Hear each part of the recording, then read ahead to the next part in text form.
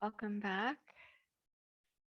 We're continuing in our immersion on the Brahmaviharas, using Abhyasa and Vairagyam as our guides, as our riverbanks, I like to say sometimes. And so this week, I'd like to bring in the practice of Maitri, also called Metta. So Maitri in the Yoga Sutras and Metta in the language of Buddhism, in the language of Pali, P-A-L-I, and Maitri in the language of Sanskrit. Just a reminder that all of the Brahmaviharas, they are designed to free our hearts, not to condone other people's behavior, not to agree to what other people are doing as like the most recommended or most skillful thing. These practices, the four Brahmaviharas, are to free our hearts so that we aren't living in the temptation of the near enemy or the toxicity of the far enemy.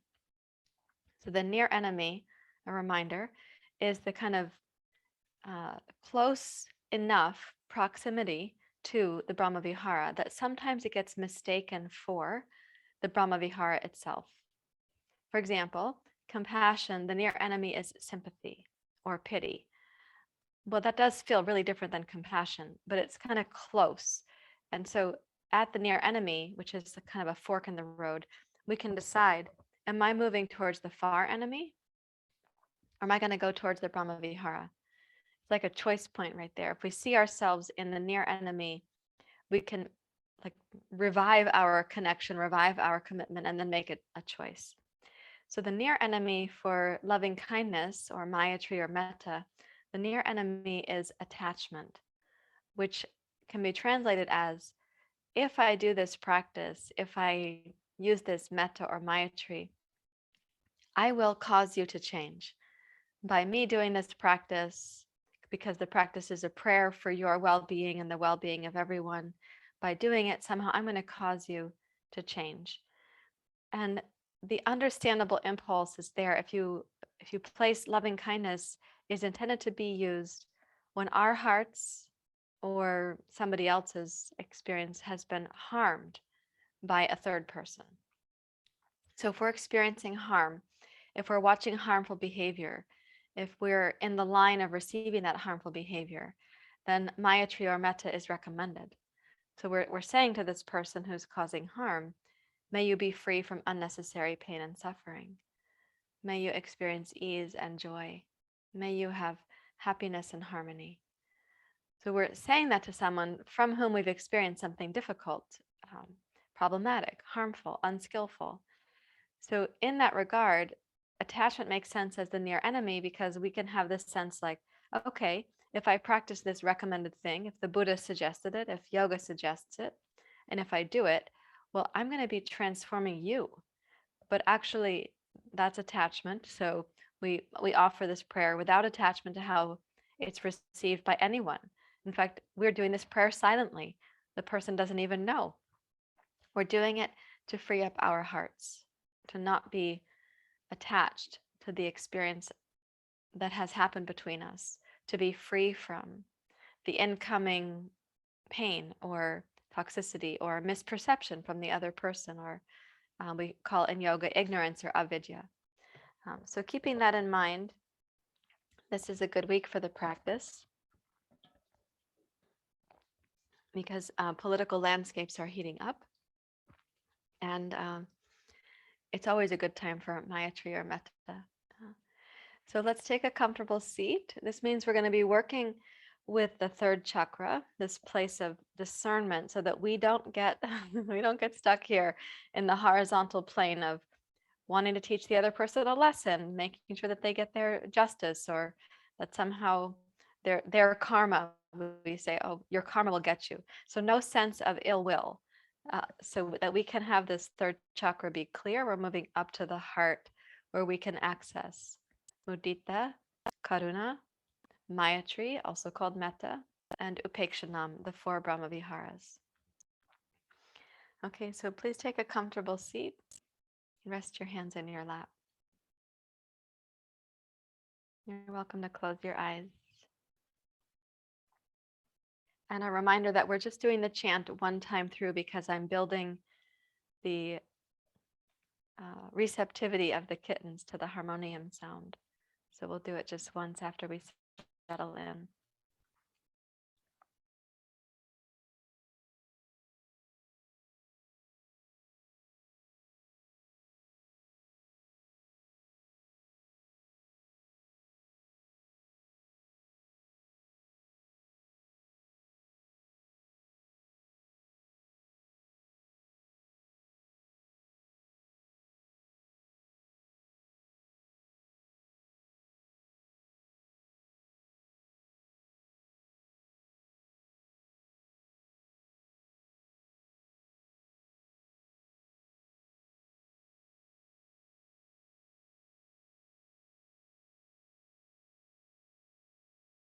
I invite your mind to become still as you connect to the present moment, experiencing it as it is, not needing anything to be different in the present. Even if you had poor sleep or poor digestion or you felt overwhelmed, just arriving in the present to whatever is here happening right now and not needing it to be different. So the word vairagya means we are reducing the habit of attachment.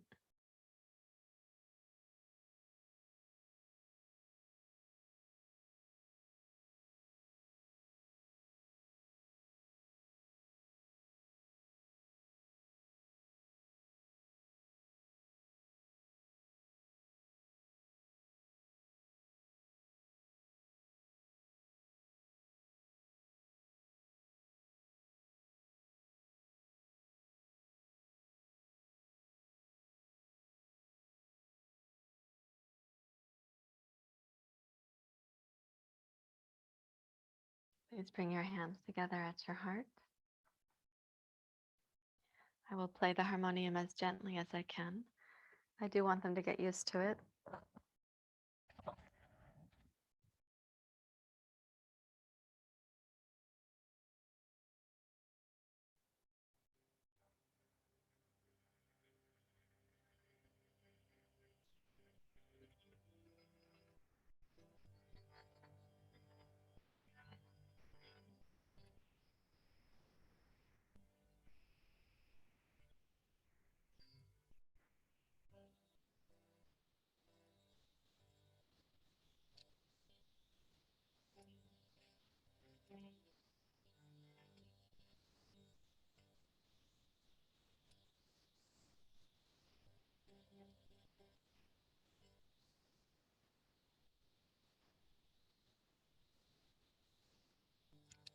Thank you, Tressie. It is lighting up the soundboard, so you could check on, or maybe that's my voice lighting up the soundboard.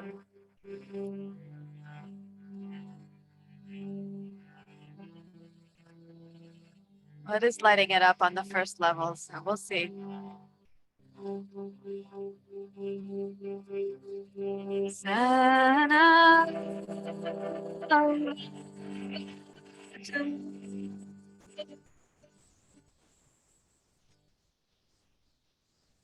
Sana.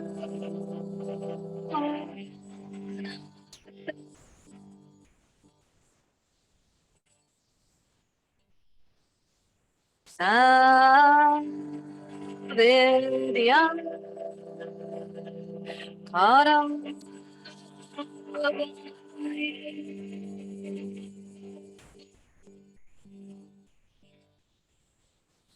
Tejasvinavari Tamastu Divisha Bhakti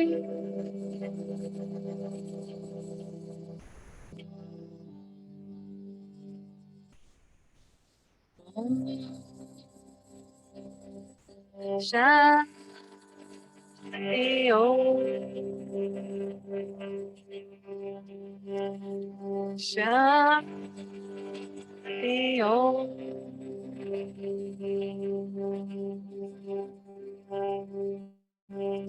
Shanti Proceed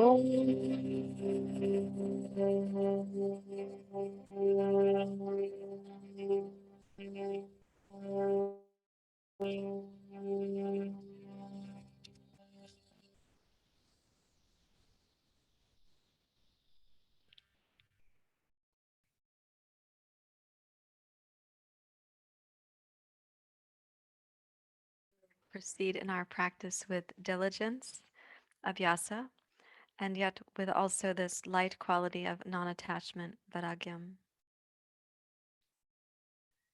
You can release your hands, please, and open your eyes. The kittens are hiding past where you can see them. There's an elliptical in this room, which I use for my hip therapy, and they're hiding behind the elliptical. So it does influence them, the sound of the harmonium. And they didn't go screaming or climbing up the curtains or scratching at the door. So some improvement there. Nandita and Nakula have gotten entirely used to it. So I'm training the littles to have an appreciation for it too. Okay, so we're going to be doing some work with the third chakra. And I want us to start in the lower. So starting down at the pelvic floor and the inner belly with some pranayama, picking up from last week's practice. So please come to kneeling like this. You survived it. Yeah. Hi. Thank you. You did a good job. You went for safety and you found it behind the elliptical. That's so nice. Deanie went with you. Yeah? That part's over. There you go. Be free. Be free. I need that spot. Okay. All right. So what we're going to be doing when we exhale to come forward is using the first part of the pranam or prostration. So we exhale and come down. And you can check and see at this part of your day in the early morning, does your head reach the floor? If it doesn't, you're going to place something there for your head to touch. Okay, so hands on your knees, and then inhale, raise up through your chest and your heart, open your throat. And exhale, slide down, place your palms. Exhale completely. And then inhale, hold the knees, rise up.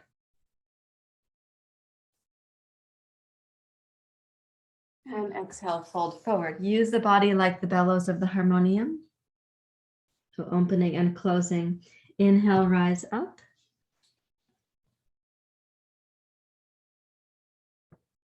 And exhale, come forward. Twice more, please. Lengthen the inhale on the way up. And lift up into your heart, open your throat. And exhale.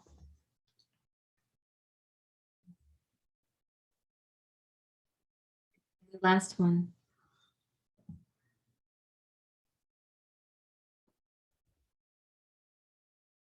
Exhale.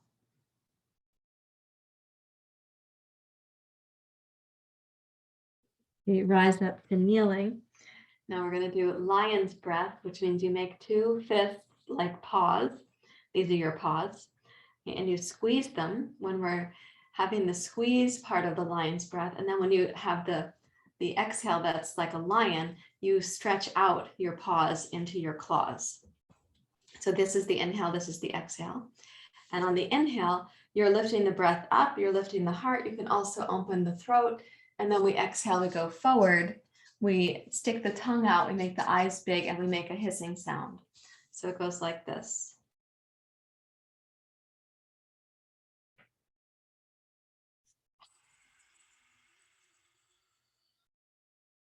Inhale, rise up, make your fists, squeeze them.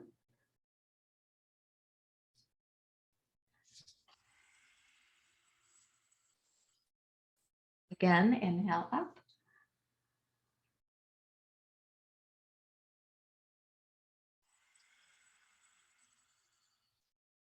Twice more.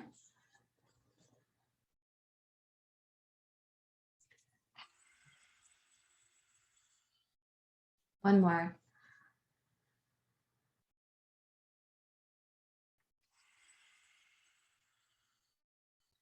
And then sit upright. So you're stretching the tongue there and the throat, and you're also, it's a cleansing breath. You're releasing something you're holding on to that you don't want to keep inside of you. You're taking it out, as DAYA would say.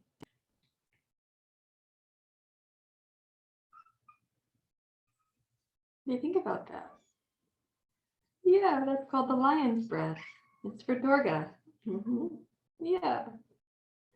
Okay, now we're going to put that together with cat and cow. So we've done this together before. Please come to your hands and knees.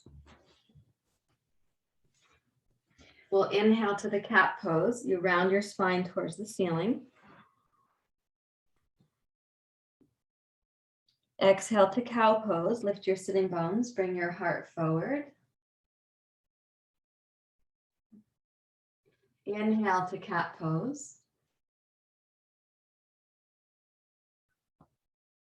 Exhale, child's pose. So you're using the body to squeeze the breath out like the harmonium, closing it completely. Inhale, roll to cat. Lion's breath.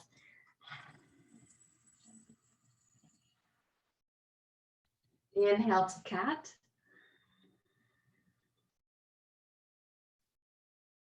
Exhale, child's pose. Squeeze the breath out. Notice the deep inner belly and the pelvic floor.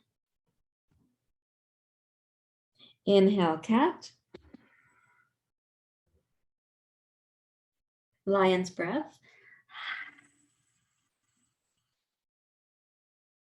Inhale, cat.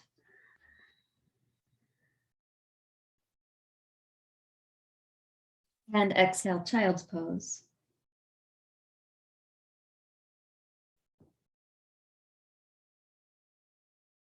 Walk your hands back towards your ears and your knees. So this is also the first part of a pranam, or a bow to the floor.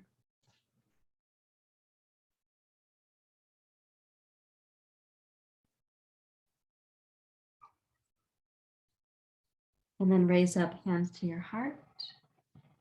Inhale, raise up. We did this prostration practice last week, I think. Exhale, come forward. You have to use the inner belly to come forward slowly there so you don't fall on your head or your nose. Place your palms. Inhale, cat becomes cow. Exhale, bow your heart between your thumbs. Inhale, forward to a baby cobra pose. Exhale, inchworm pose, also called knees, chest, and chin. Inhale, cow pose. Exhale, cat pose becomes child's pose. Inhale, raise your hands like an arrow up overhead.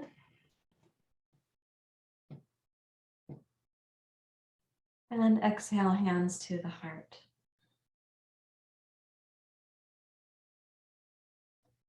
In order to practice loving kindness, I do have to free myself from the attachment to somebody else being different or a circumstance being different. And sometimes I practice loving kindness towards myself, and I also have to practice releasing the habit of wanting myself to be different. Same also for you. Let's take it one more time through this prostration. It's going to become the standing practice into the full prostration. So inhale, raise the arrow up.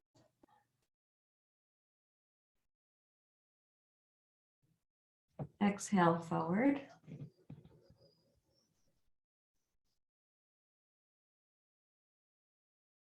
Palms down. Inhale, cat becomes cow. Exhale, inchworm. Inhale, cobra.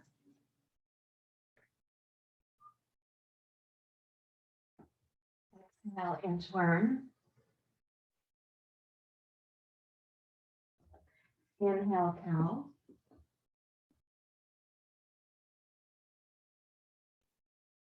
Exhale, cat becomes child pose.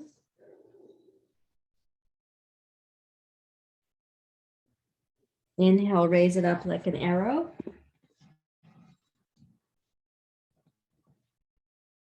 Exhale, hands to the heart and bow your head to the floor. So palms are nearby the knees and the head. So you bow the forehead to the floor right here like this. Curl the toes under and push back into Uttanasana. And then inhale, sweep the arms wide, rise up, Tadasana, mountain pose. And exhale, hands to the heart. Inhale, raise your arrow up. Exhale, bow forward, Uttanasana. Inhale, heart forward. Place your hands, exhale over the toes, knees down, bow your head. Inhale, raise up like an arrow.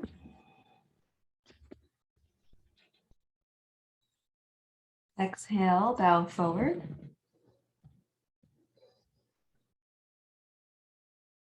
Place your palms, inhale, cat to cow.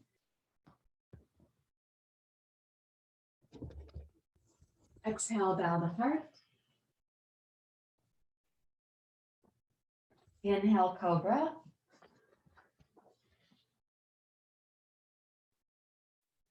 Exhale, inchworm. Inhale, cow pose. And exhale, cat becomes child's pose.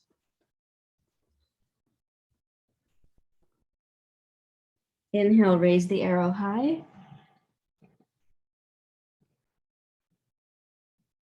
And exhale, hands to the heart, hands to the floor, forehead down, pranam. Tuck the toes under.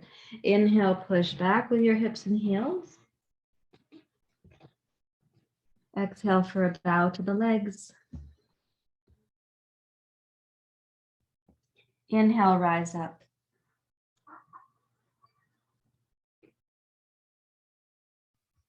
And exhale, hands to your heart.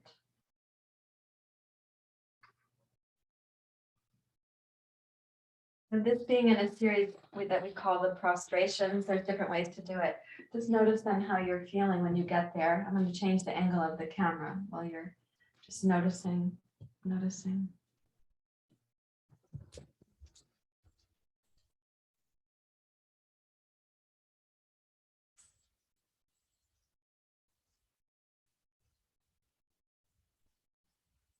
So the process of prostration is something where, like, you walk into a temple and you have to step over a door frame and you have to be barefoot. And the door frame is not that tall, so you bow a little bit and you step over a threshold into the temple. And then often people, once they're in the temple, they come down. They touch the forehead, really the hairline like that, and then press back and come up. So that part of your prostration actually requires some strength to do it. So now we're going to add that into becoming Surya Namaskar. So starting at the back of your mat once again, as if you just stepped over a threshold, the doorway, right, like that. Join your hands together. So inhale, hands down, wide and up.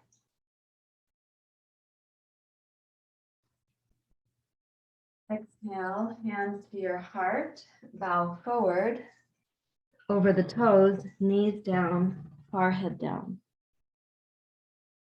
Inhale, push back, Uttanasana legs. Exhale, bow towards your legs. Inhale, rise up.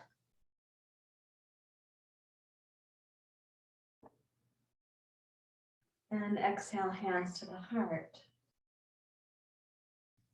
Again, inhale, raise the arrow.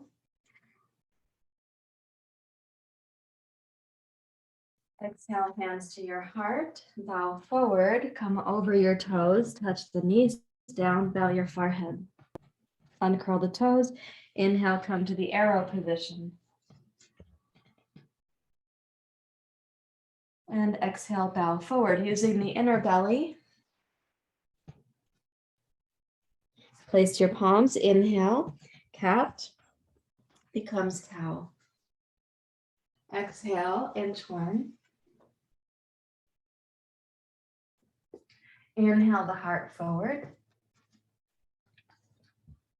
Cobra pose without squishing your kitten. Exhale, inchworm pose.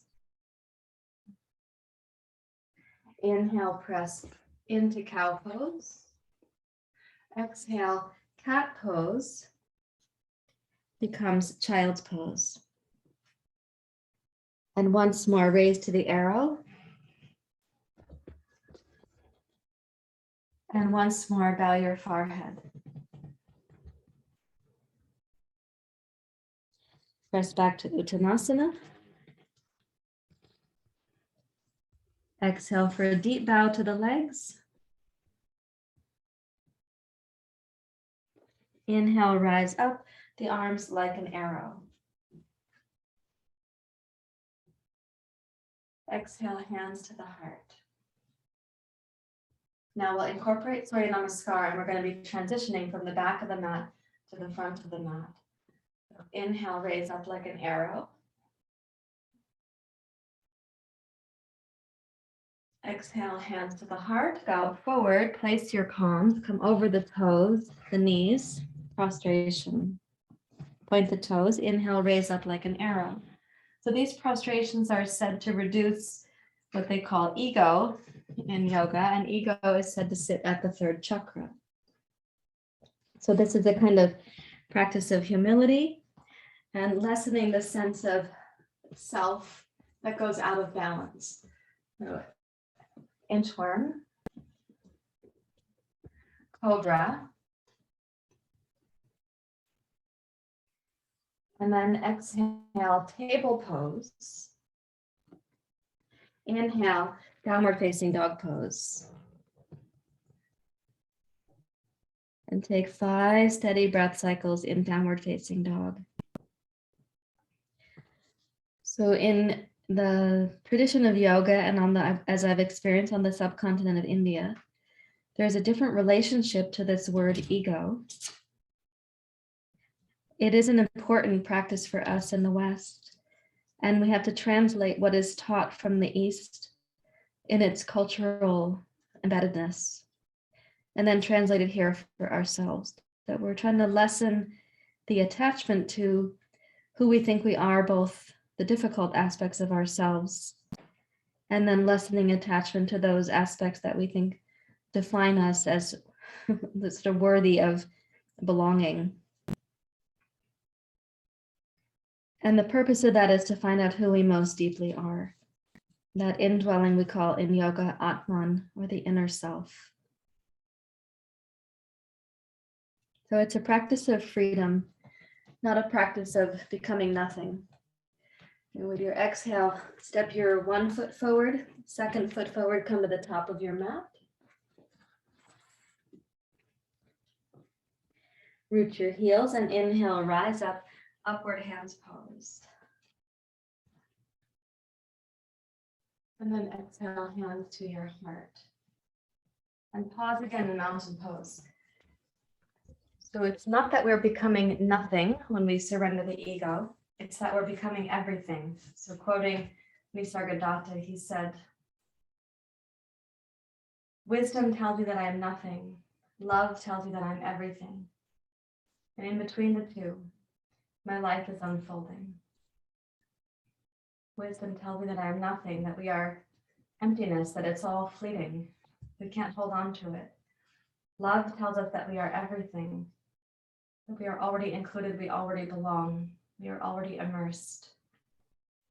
And in between the two, our lives are unfolding."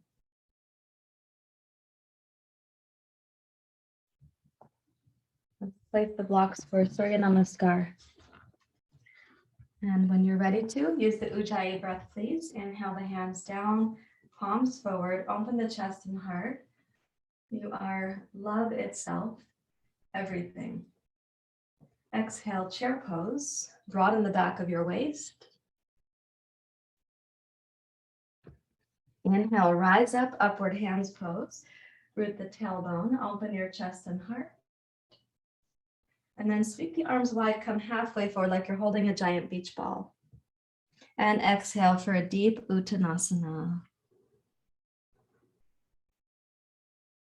Inhale, glide forward, open your throat. Exhale, left toes back and left knee down. This is called Anjanae Asana. The right knee can be over the toes of your right foot. Inhale, rise up.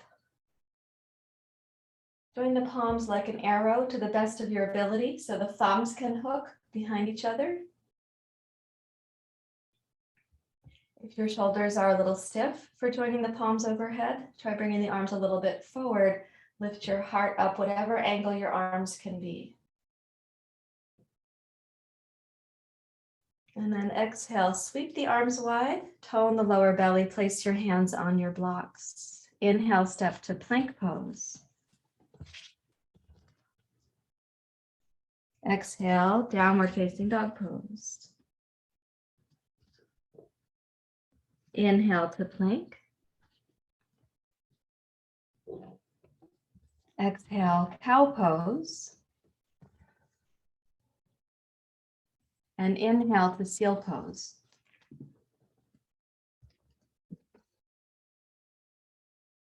Exhale, table pose, notice the lower belly. Inhale, plank.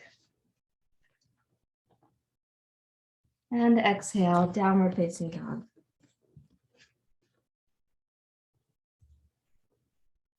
Exhale, left foot forward, right knee down. The left knee can be in line with the toes of the left foot. Rise up, make the arrow, lift up. So we are not hanging into the left hip joint. Press into your left heel, lift the pelvic floor and the inner belly. Yeah, and then exhale, arms wide. Tone the low belly, transition your hands to your blocks. Inhale to plank pose. Exhale, downward facing dog. Inhale, plank.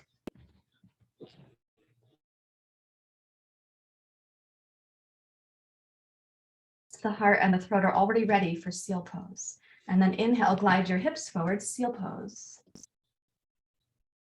Exhale, table. Pick up the inner belly. Inhale, plank. Exhale, downward facing dog pose. And then exhale, one foot forward, second foot forward, Uttanasana. Inhale, rise up.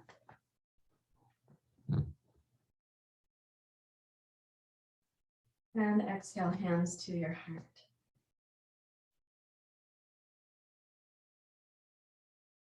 Stand really still.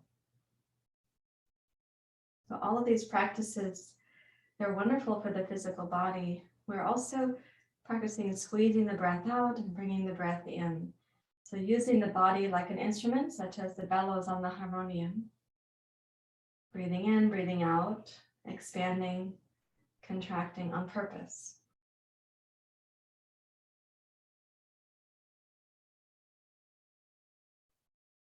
We're going to enter the sequence.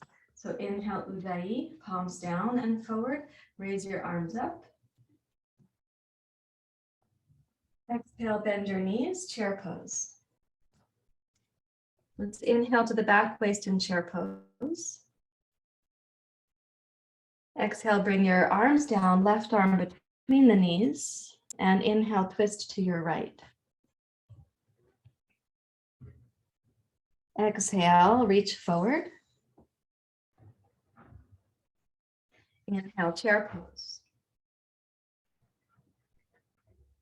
Exhale, arms down. Bring the right arm to the inside. Inhale, twist left. Exhale, arms down and forward.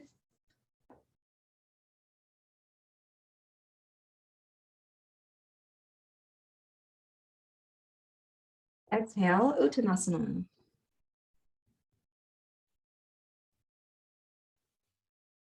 Inhale, glide forward. Exhale, left toes back and left knee down. So even notice here, if you put the torso and the thigh against each other, you're still squeezing the exhale out. And then inhale, raise up, making space for the breath in the body. And on this one, let's exhale, rotate your chest and heart to your right. Cross your left hand over your right knee. And then inhale, look over your right shoulder. And exhale, place your hands on the two blocks. Inhale, plank pose. Exhale, downward facing dog pose. Inhale, plank. Cow pose. The upper body is already ready for seal pose. Inhale, seal. Exhale, table pose. Notice the inner belly. Inhale, plank. Downward dog pose.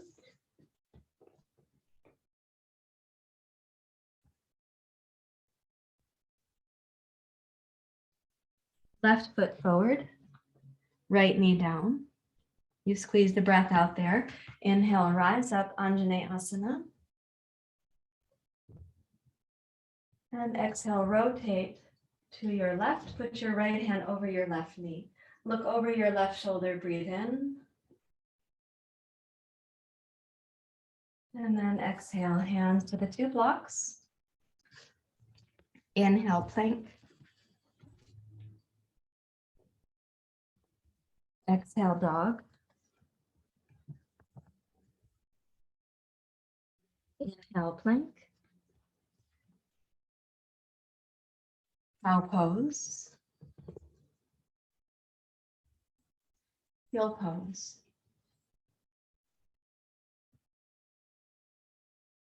Table pose.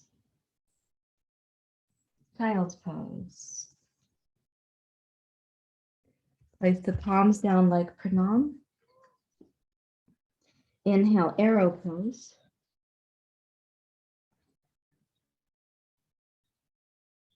And exhale, hands to the heart. Palms to your lap. It's called Vadrasana or thunderbolt pose.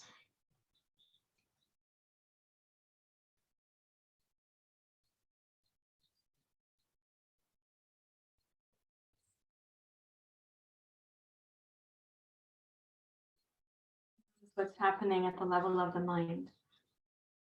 Nisargadatta, he said, wisdom tells you that I am nothing, loosening our attachments to who we think we are, both the critical and the non-critical things we say about ourselves. Love tells you that I'm everything. So opening to the possibility you actually are immersed in all that is. Between the two, our life is unfolding.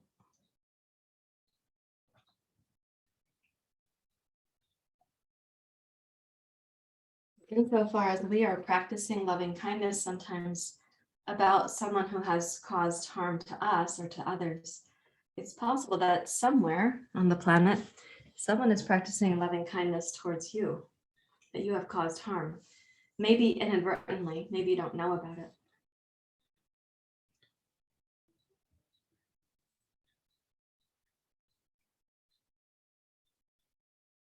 We're going to take that twisting version of Anjanae Asana a little bit more specifically. Let me change my camera for you. Without my glasses.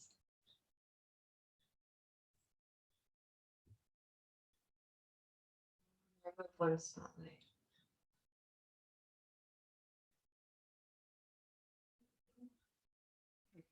In this revolved version of Anjanae Asana, you're not actually rotating the pelvis side to side. That would make it more difficult for the SI joints, for the stability you need in the pelvis. So we are rotating from the inner belly, but primarily we're turning from the third chakra and then from the heart and the fourth chakra. So let's put the 2 blocks forward and step your right foot forward, please. This is also my right foot. So I don't think I'm mirroring you at the moment. Yeah. Go ahead and place your fingertips. And for this, as we're doing Anjanae Asana this week, I am teaching it where your knee is over your toes there. So you do have some flexibility in the ankle. Go ahead and root your heel. Press into your fingertips. And as you press down into the fingertips, lift up with your heart. Notice the left hip flexors, even the left psoas. So there should be no sense that you're hanging into your right hip joint. This right leg is stable underneath at the hamstring, the outer hip, the sitting bone, and then palms together and raise up. And so without any sense that you're hanging forward, exhale, rotate, turn your right palm face up, and then look over your right shoulder. Yeah, beautiful. Press your right knee out into your left hand. Secure the 2. Keep the left low belly somewhat toned so your left hip is not dropping forward.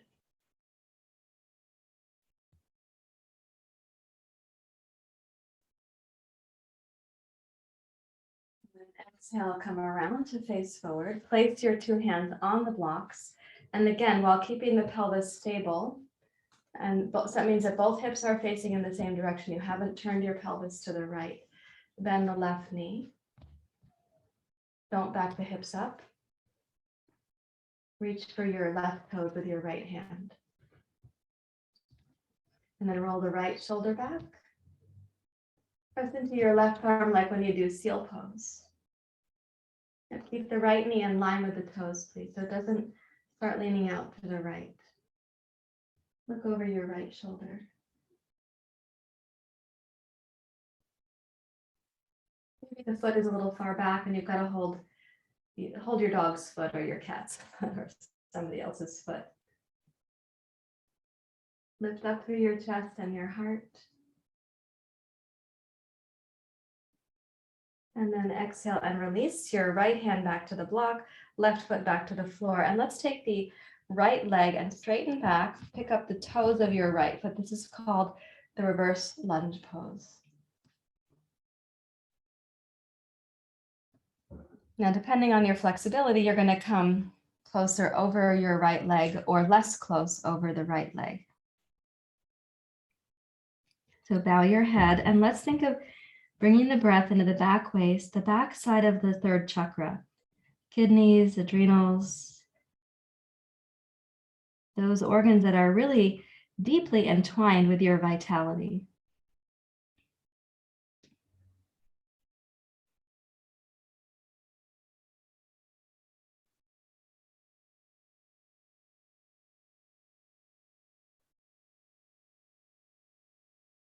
Imagine that you're sending a message right now to the adrenals. We can sort of stop the inner pressure about becoming something that we're not, as we realize what we are. Again, the word is the inner Atman, A-T-M-A-N.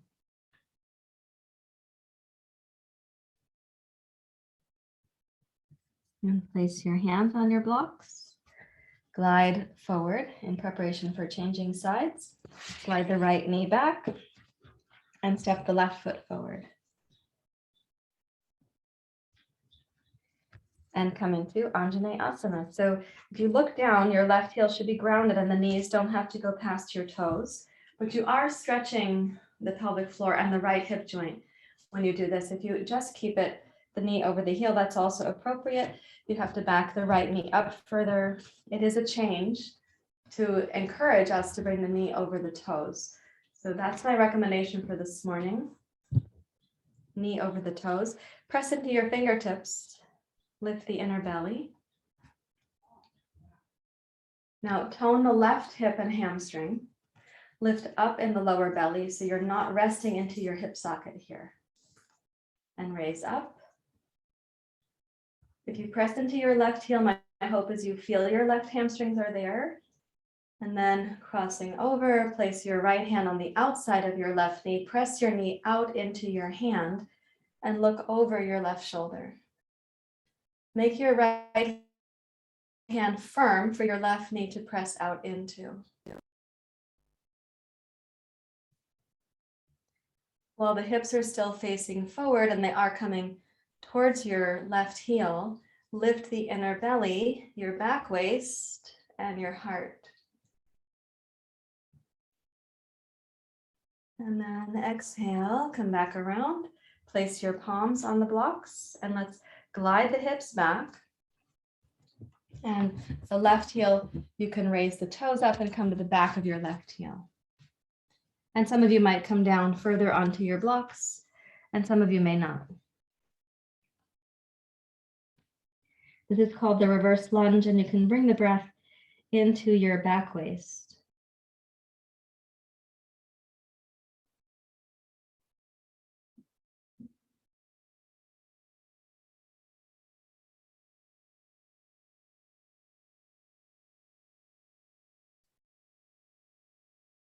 Consider it like a gesture of humility. We bow over the leg. All the sensations are there, but the breath guiding us to the inner self. We can't be defined by our short calf muscles or hamstrings, nor by our flexible calves or hamstrings.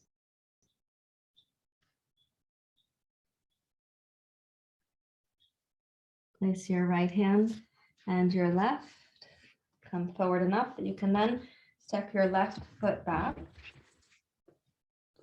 Come to Vadrasana, where we started at the beginning of our practice.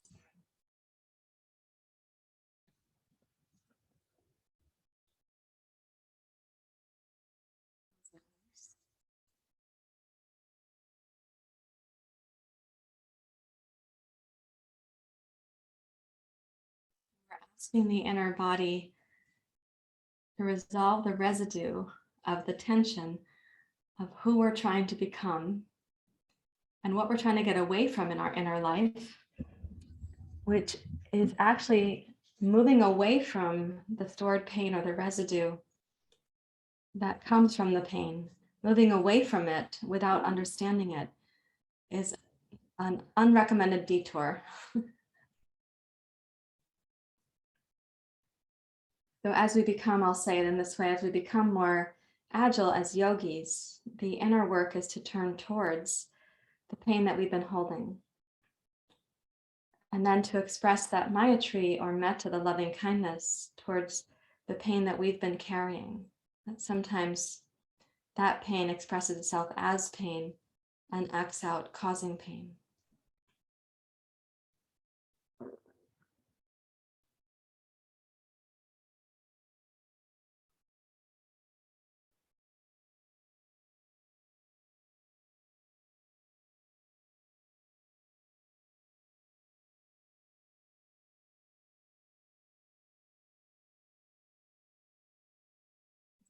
Take the 2 folded blankets and the chair for the next part of the sequence.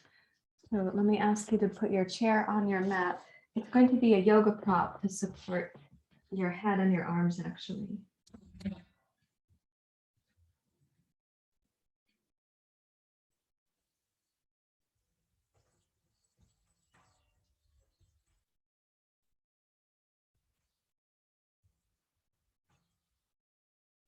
Like this. Your blanket. On a little bit of an angle, a diagonal. Slide the left leg under the chair. I'm going to sit on one blanket because that's all I need. So you put the right foot into sirsasana like this. It comes in this angle here, and the left leg out. And for me, I don't have very long legs, so my toes are actually against this bar on the chair. But for some of you, that's going to make the chair too far away. So your foot has to go under. Like for some of you, it's going to look like this. Your foot is past the chair. For others, there it is. The second blanket, you can pad the chair like this. Pad the front, especially if you have a metal chair. Turn your chest and heart a little bit to your right, and then slide your left hand under the chair. Maybe the body proportions are such that you can hold the back rung of the chair, or the chair is too far to do that. Or you can hold the leg of the chair. And if you're going to hold the leg, reach on the diagonal. So you can see where my left hand is there. Yeah. Then rotate your right shoulder back. Good. And then right arm up. It is not necessary to hold the upper back of the chair. You can reach in that direction.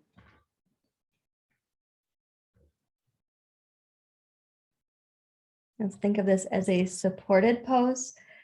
So use the inner and outer leverage that is available to you wisely. The left arm under the chair is supporting the twist of your torso to the right. The blanket under your hips, you want to keep your right hip grounded.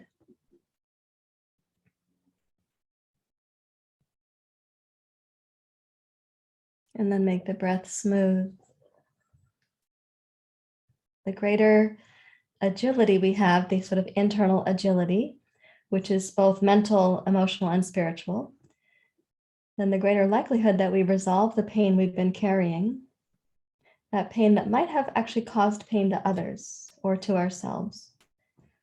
And so then we get to use Metta or Maitri towards ourselves, and we accept the possibility that somewhere somebody else is learning Metta and they are practicing it on us. And that's a blessing. If they're saying, may you be free from unnecessary pain and suffering, may you have ease and joy and happiness and harmony, that's a blessing.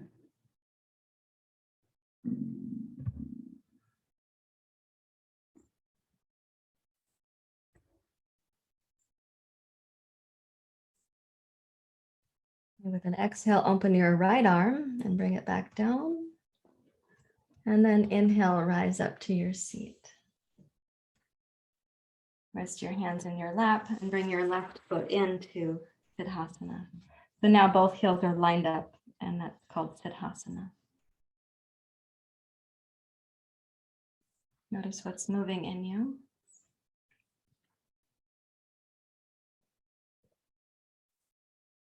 Third chakra is this mid-torso region, the solar plexus, the sides of the ribs, the kidneys, the adrenals. Let's do the other side of the twist. So you can just turn yourself where you are right now. I'm going to actually move my chair. So switch your seat.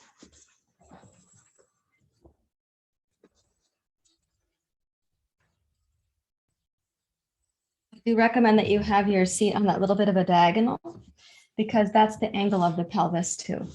So now the left foot is in, the right foot is out. And you may want to pad your chair. Reach the right arm under the chair seat if you haven't yet. And you may reach across.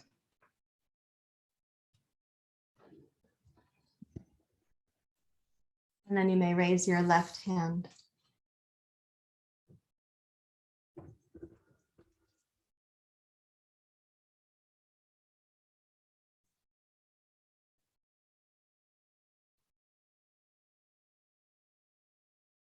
As you're breathing in, of course, you have physical sensations in the body. Those deserve your respect. But also think about the inner mental and emotional agility that you're building during your practice.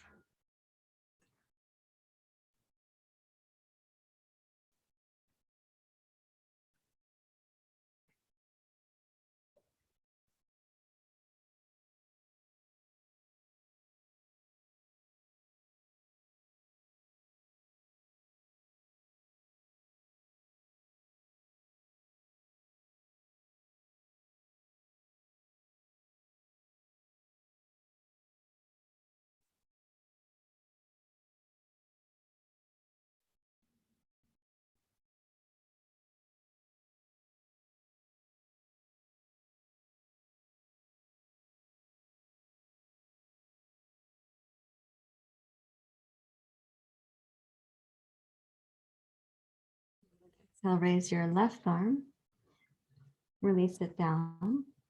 And then inhale and glide yourself up to your seat. And bring the right foot into sirsasana. So the heels are lined up. And then rest your hands in your lap.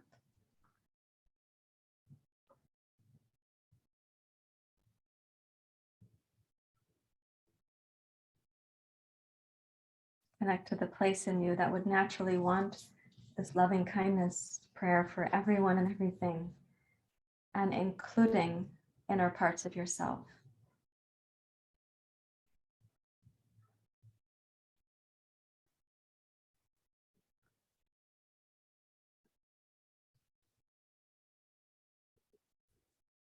Let's put the two blankets stacked and nearby.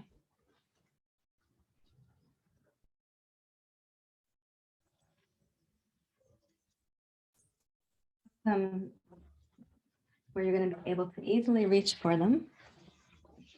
In a few moments, you will see why I'm saying it this way.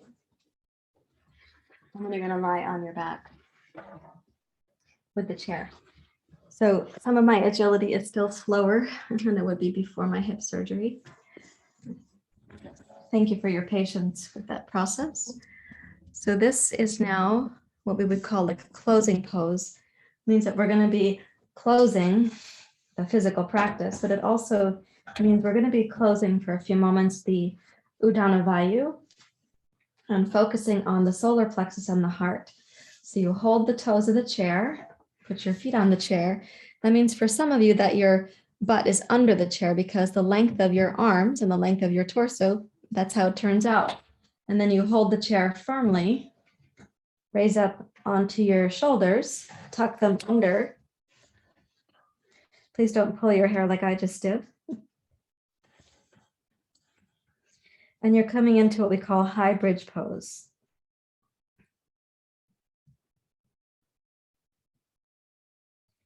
Press the shoulders really firmly down towards the floor. Use the upper arms and your elbows. Because you're standing on the chair, your hands should feel that they could pull on the chair. You've got it firmly fixed with your feet. So energize your arms. The chair is stabilized by the pressure of your legs, holding it in place.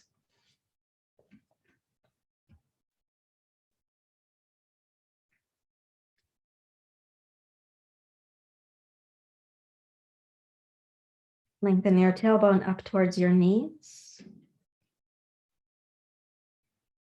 And gaze in towards your heart.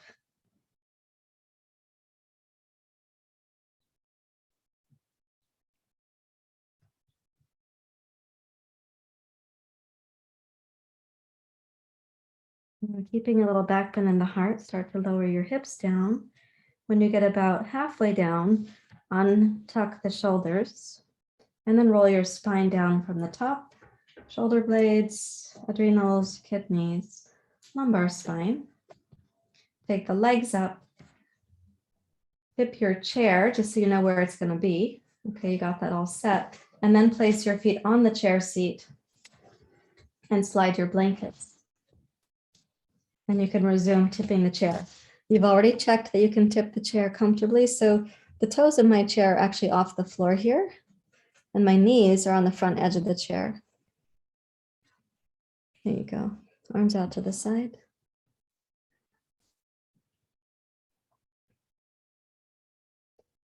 The kittens are resting in a basket behind me, which you can't see.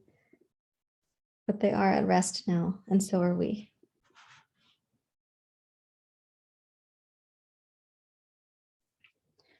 And let's imagine in the inner body this prayer, may you be free from unnecessary pain.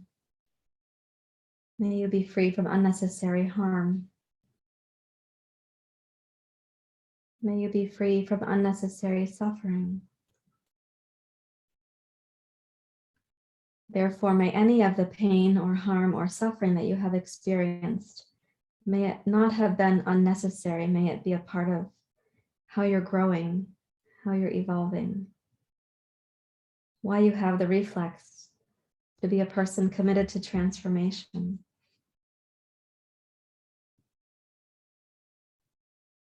May you also experience ease and joy and happiness and harmony.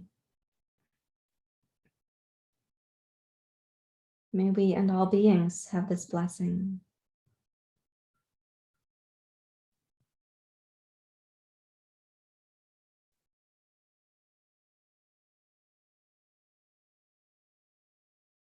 Invite your body and your mind to really deeply relax in this prayer.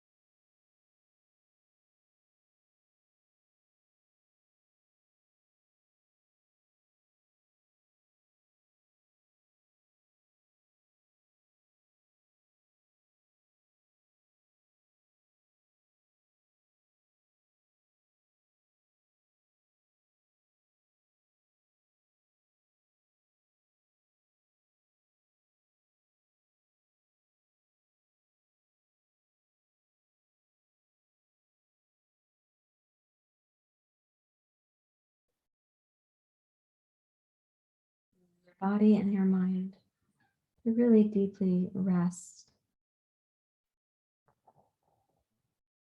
May you be free from unnecessary pain.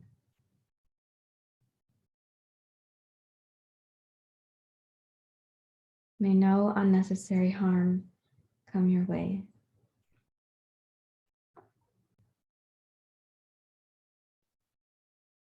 May you be free from unnecessary suffering.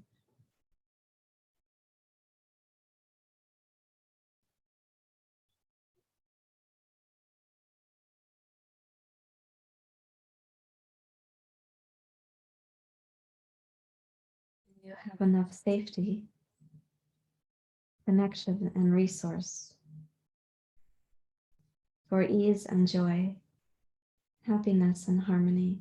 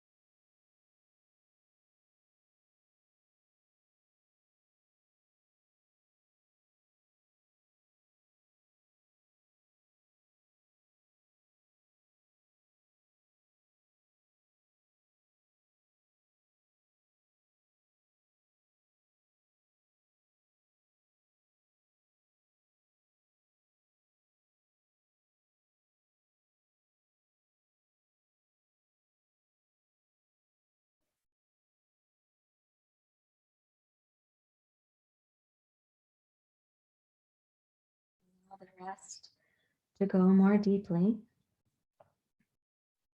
deeper than skin and muscles, deeper than the nerves and the circulation, deeper than the organs, deeper than your mind and your senses.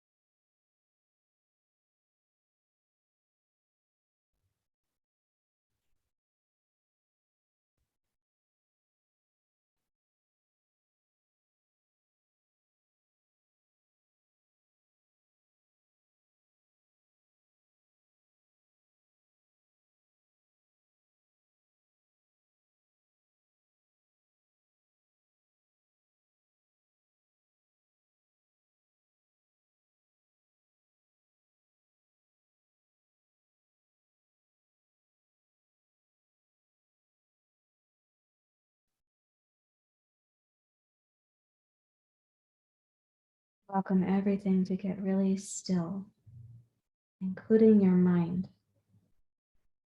Even though, of course, the world around you continues.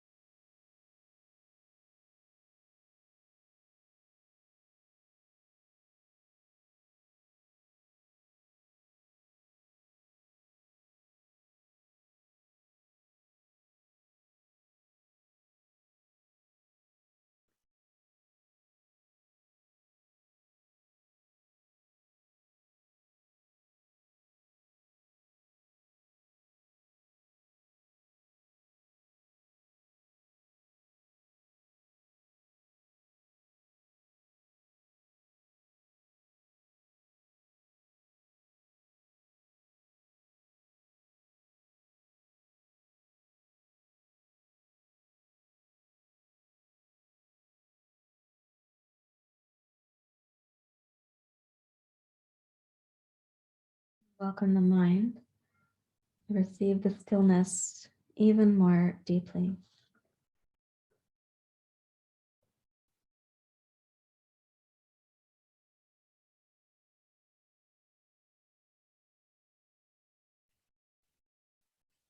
Gently slide your knees towards your shoulders and pause right there. Your hips are elevated, so gravity can help you with that. Let the mind become even more still.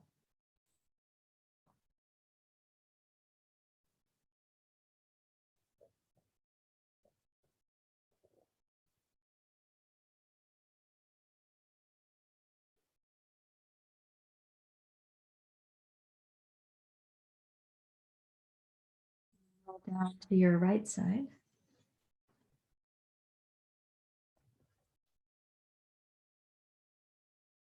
Use both hands when you're ready to return to sitting. We're going to do a little bit of chanting practice.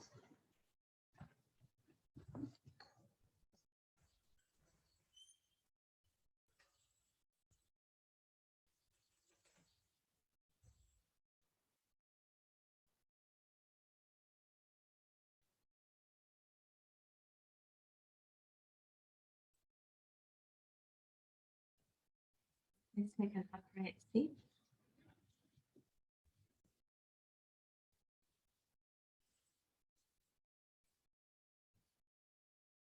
Some of you know that I have these two blankets, but I'm really just supporting the very back of the lower half of my sacrum. So my hips are actually on the floor. To the extent that you can sit low in your pelvis and that is appropriate for you, go ahead and do so. So you can sense if you're up, sometimes like the body sort of dangling, it's not as secure at the base. So do what you can to support yourself.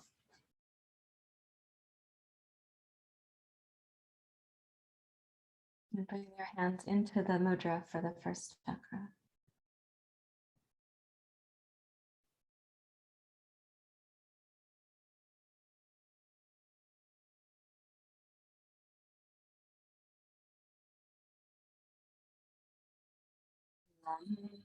Lam, lam, lam, lam.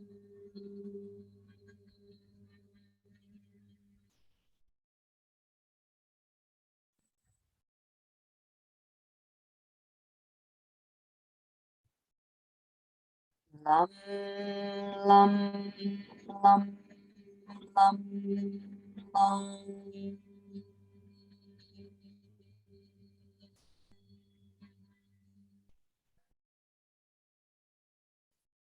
Second chakra.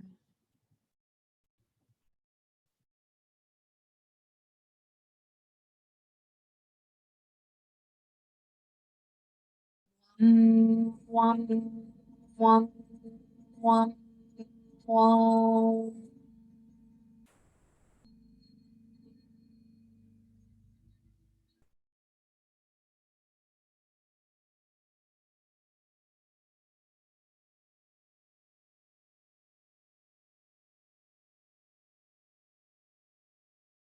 Wam, wam, wam, wam, wam.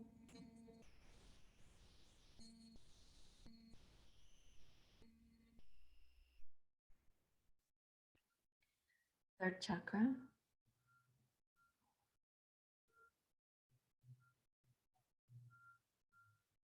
Ram, ram, ram, ram, ram.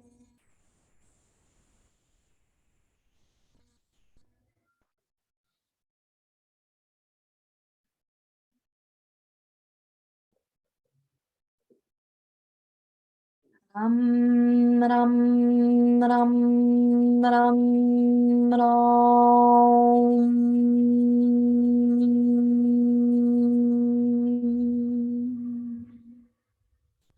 Now, third chakra, more rapidly.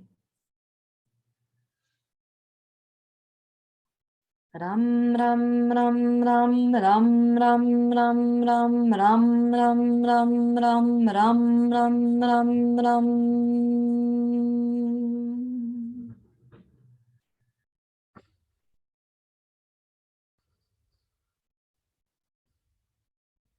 Ram, ram, ram, ram, ram, ram, ram, ram, ram, ram, ram, ram, ram, ram, ram, ram.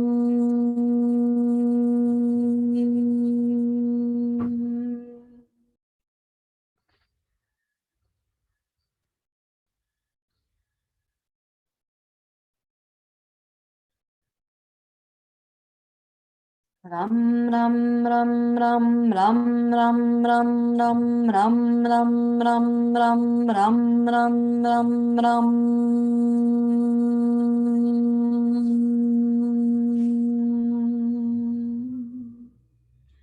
Fourth chakra, slowly.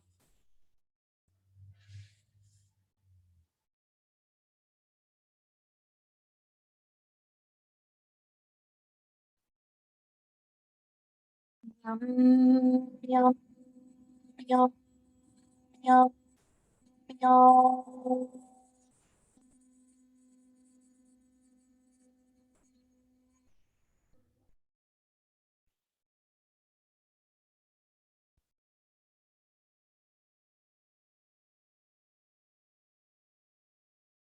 Yum, yum, yum, yum, yum.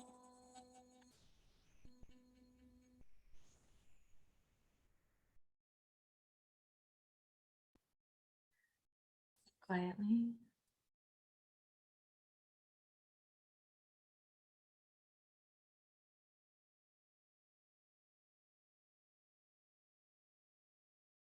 Connect with the most inner, wise, and loving presence that you are. That would easily extend wishes for well-being and freedom and ease to others.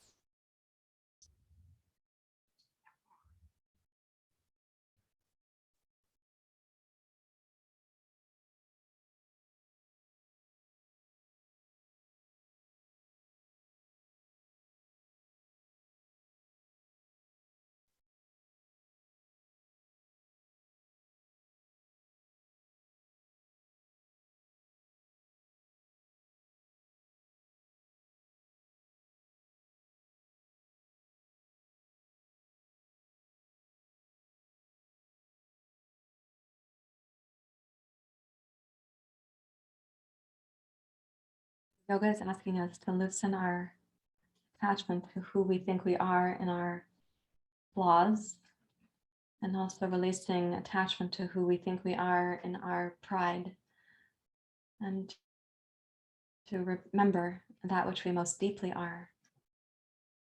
And from that place, we do the internal work that is our duty to do.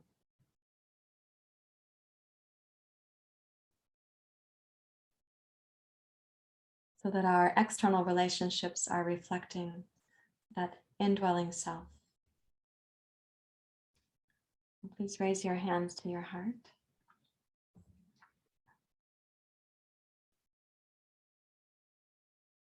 Thank you very much, everyone. Namaste.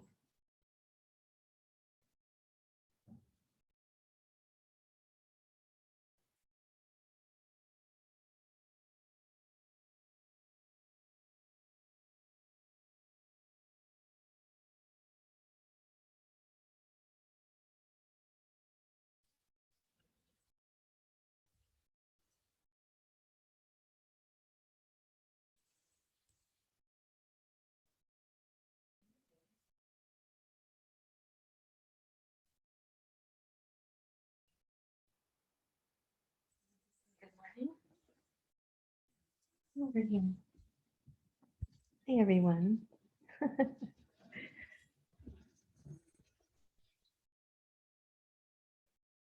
What are your wishes for the students for today?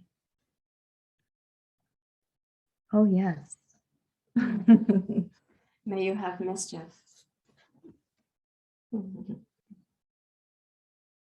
May you have playfulness. May you also have each other. May there be no litter between your toes. May you have tasty food. So this is Teeny. May they have good food and good friends, good playfulness, just enough mischief, and also enough rest. Thank you, Teeny. Thank you, honey.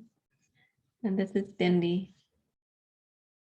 Oh, may you concentrate on your meditation, everyone. Hi.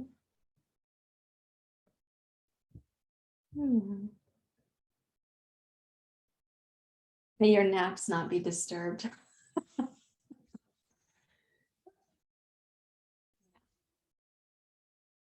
Yeah, time to take a look at the chat.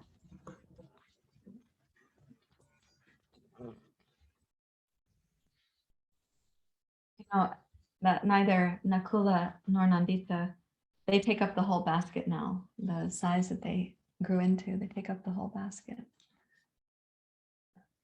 Let me just see.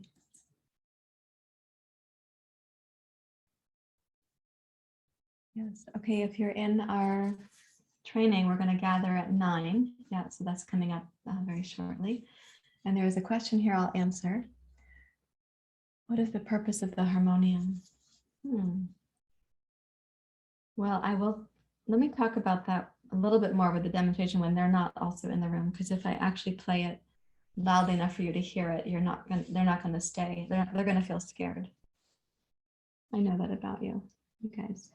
So the harmonium has a certain vibration. It's a traditional instrument in music going way back, even before being featured in Indian music. The harmonium has a history.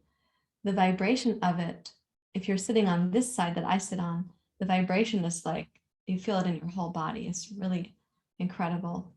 And the vibration, when we play it in person in our yoga studio, it brings the room together. There's a feeling of the vibration that we're also adding to with our voices. And then it has, for me, a metaphorical benefit in that it will only play its notes. Like if I push the keys down, there's no music without the air. So if I push these keys, there's nothing that happens except the sound of me pushing on a key. It only makes music if you have air in it.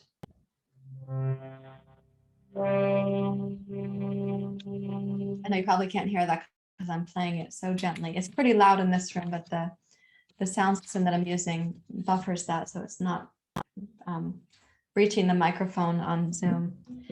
So I would say, Kathleen, it's the vibration, and it gives us a place to know where some of the notes are also. Singing a cappella is wonderful too. But for me, the harmonium has a certain celebration. If you look at the musical group on YouTube called Fana Fi Allah, you'll see a masterful use of the harmonium and sound. It's really incredible. Yeah, Fana, F-A-N-N-A, Fi, F-I, Allah, A-L-L-A-H.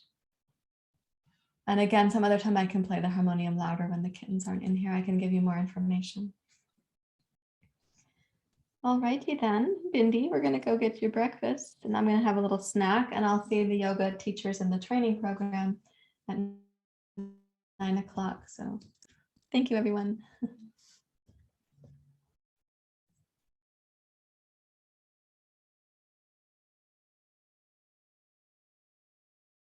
Thank you, Carol, for that. I'll keep working on it. Yeah. Hi.